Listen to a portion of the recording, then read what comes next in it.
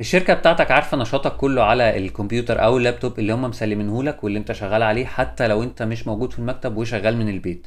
تعال اقولك ازيكم عاملين ايه وايه الاخبار النهارده وانت قاعد شغال في مكتبك او شغال من البيت على جهاز الكمبيوتر بتاعك او اللي الشركة مسلمهولك او ايا كان.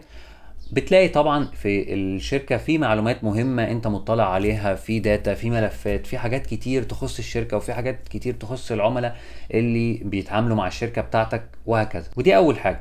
تاني حاجة بقى هي ان انت بتكون ساعات عندك وقت فراغ مثلا او ما عندكش اي تاسك تعمله، فبتفتح يوتيوب او نتفليكس او اي برنامج على الكمبيوتر اللي انت شغال عليه او اللابتوب او في اي تاب من البراوزر عندك، وتقعد تلعب كوتشينه، تلعب اي حاجه، تتفرج على فيلم او يوتيوب او مسلسل او ايا كان، وبتكون فاكر ان الموضوع عادي وان محدش واخد باله، صباح الفل قشطه. وهنا هقول لك استنى عشان انت غلطان.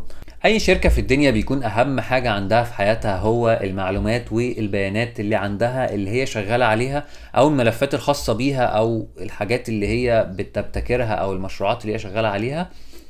او تاني حاجة الداتا بتاعة العملاء اللي هي بتتعامل معاهم، سواء ارقام تليفوناتهم، اساميهم، عناوينهم، القصص دي كلها. دي اهم حاجة في حياة اي شركة، وعشان هي تأمن نفسها من الاختراقات او من السرقة او من مشاكل اللي بتحصل مع الموظفين او الحاجات دي كلها، فبتتبع نظام المراقبة او تسجيل الاحداث.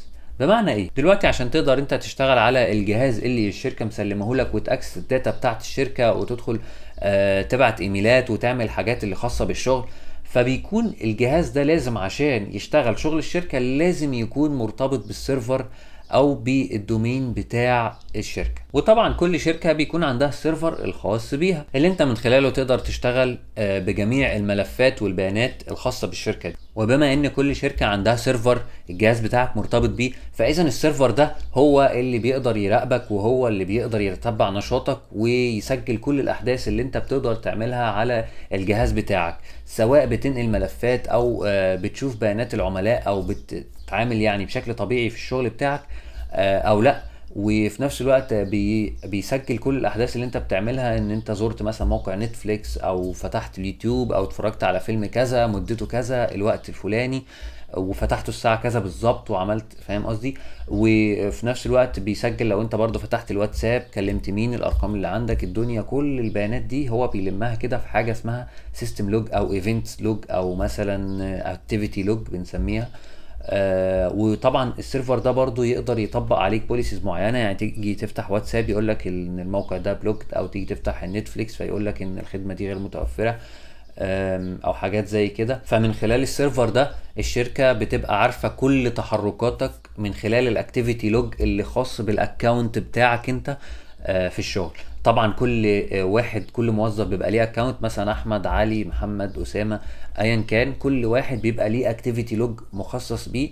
والاكتيفيتي لوج ده ما بينتهيش لانه مساحته بتبقى كبيره جدا ويقدر يسجل الاحداث بتاعتك من اول ما انت دخلت الشركه، مثلا من 3 شهور او من 5 شهور.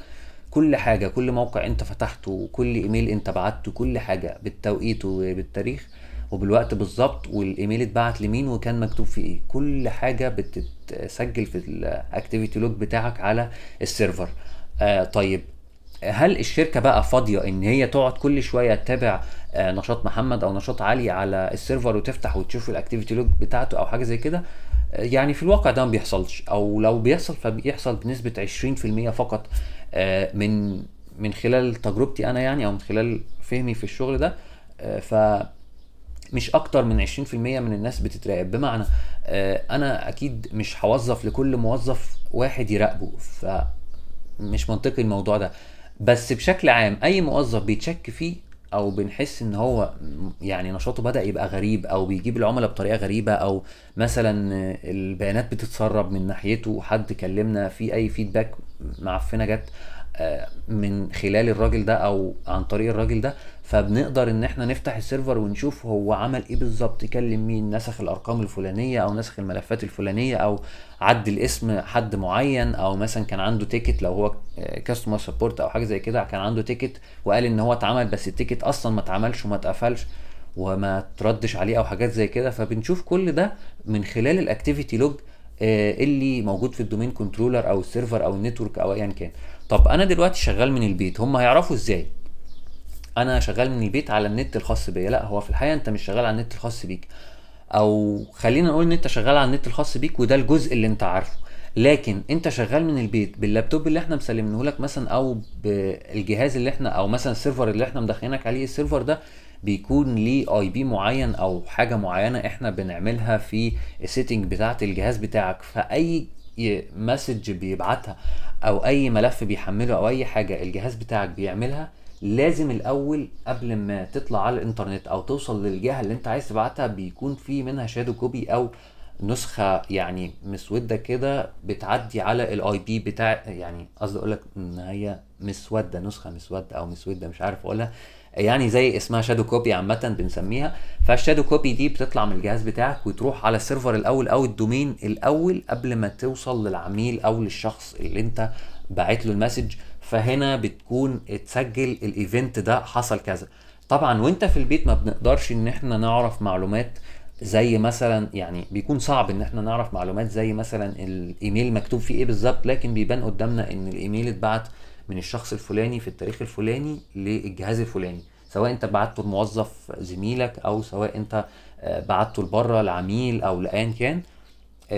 طبعا في ناس بتبعت ايميلات كتير لشركات، وفي ناس بتستغل ايميلات الشركه ان هو يستعمله في لينكد ان او في حاجات معينه، او ان هو يحصل على يعني معلومات معينه من العملاء مش من حقه طبعا. ف دي الحالات اللي احنا بنتبع فيها يعني زي ما تقول سجل تحركات الشخص على السيرفر، ونعرف هو عمل كده ليه وعمل ازاي، ونحاول نعالج المشكلة مع العميل. فاذا هم مش قاعدين يراقبوك 24 ساعة ولا حاجة، واصلا الهدف من السيرفر هو مش تتبع نشاطك او مراقبتك، هو الموضوع كله انه تأمين معلوماتي. فانا عشان أأمن معلوماتي فلازم اعرف كل حاجة بيعملها الموظف عندي، كل حاجة هو بيعملها في الملفات اللي انا سامح له يشتغل عليها، او الداتا بتاعت العملاء اللي انا سامح له ان هو يكلمهم او يعني يتابع نشاطهم، سواء كانوا بقى عملاء هيجوا عندنا المكان او الحاجة دي بتتعمل بالتليفون او ايا كان، يعني ايا كان اقصد نشاط الشركه. فكل الشركات لازم تتتبعك وتراقب النشاط زي كاميرات المراقبه كده. احنا اكيد مش 24 ساعه فاتحين كاميرات المراقبه بنشوف الموظف ده قاعد بيعمل ايه، لا ده بياكل سندوتش او مثلا هو بيشرب شاي او بيعمل كذا. لا، هو كل الهدف من كاميرات المراقبه ان ساعه ما يحصل دروب فبنفتح الكاميرا عشان نحلل ايه اللي حصل بالظبط، وبالتالي كل واحد ياخد حقه، او زي ما تقول كل واحد يبقى حاسس ان هو في امان. سواء يعني مدير او موظف جديد او موظف قديم او حتى العامل اللي بيقدم شاي وقهوه ايا كان. نفس موضوع الكاميرات بالظبط كده، او الفكره العامه اللي اتبنت عليها فكره تصوير المكان او الكاميرات هي نفس فكره الدومين كنترولر، بس الكاميرات بتراقب الحاجه لايف كده، والدومين كنترولر بيراقب الحاجه كمعلومات او كحاجه تكنيكال يعني. عامة في برضو بعض الحاجات اللي عايز اقولها بعض الشركات اللي بتتبعها، انه بيراقب الشاشة بتاعت الجهاز بتاعك لايف. ده لو الشركة فيها بيانات حساسة جدا او زي بنك او حاجات زي كده. انا مش عارف المعلومات اللي انا بقولها دي تزعل مني الناس اصحاب الشركات او البنوك او حاجة زي كده ولا لا، بس عامة يعني اكيد هم مش هيسيبوك تعمل تحويلات نقديه بمبالغ قد كده من غير ما تكون متراقب، مع ان حتى بيبقى في مثلا مشرف وراك ولازم هو يابروف التحويل والحاجات زي كده، بس برضه بيخافوا وبيحرصوا. فبالتالي بيكون في زي حاجه اسمها لايف مونيتورنج. وطبعا برامج اللايف مونيتور دي انتشرت كتير قوي في الفتره الاخيره بسبب موضوع الريموت جوبز اللي هو بقى يعني كتير جدا جدا جدا، زيه زي الوظائف اللي موجوده، الوظائف المكتبيه بقى في وظائف قدها برضو ريموت. فبالتالي هم بيستعملوا موضوع اللايف مونيتورنج ده عشان هم بيبقى ساعات انت متأمن على معلومات مهمة جدا جدا جدا، او تحويلات بنكية او معاملات اللي هي بالفيزا كارد او ترانزاكشن البنك ترانزاكشنز والحاجات دي.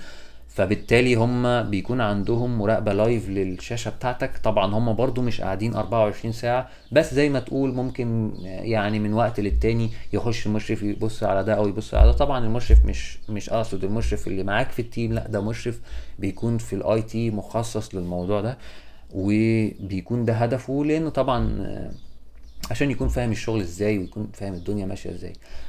دي كانت كل حاجه عندي النهارده. اتمنى ان المعلومه اللي انا يعني قدمتها دي تكون اضافت لك حاجه جديده انت ما تعرفهاش، ولو بالفعل ده حصل اتمنى ان انت تشير الفيديو لحد زميلك ما يكونش عارف، عشان برضو كل واحد ياخد باله ويكون عارف هو بيعمل ايه في الجهاز اللي هو قاعد عليه وفي المعلومات اللي هو متأمن عليها، لاني قابلت حاجات سيئه جدا جدا حصلت ناس بتسرق، ناس بتعمل حاجات وحشه جدا. وبرضه في ناس عادي كانت بتستعمل اليوتيوب والحاجات دي كنوع من التسالي، دول برضه ما فيهوش اي مشكله، ما بنكلمهمش اصلا في الموضوع ده.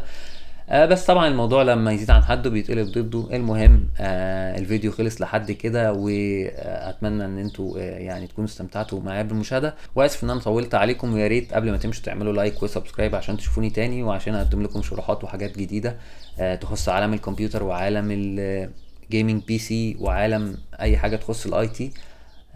وشكرا، سلام.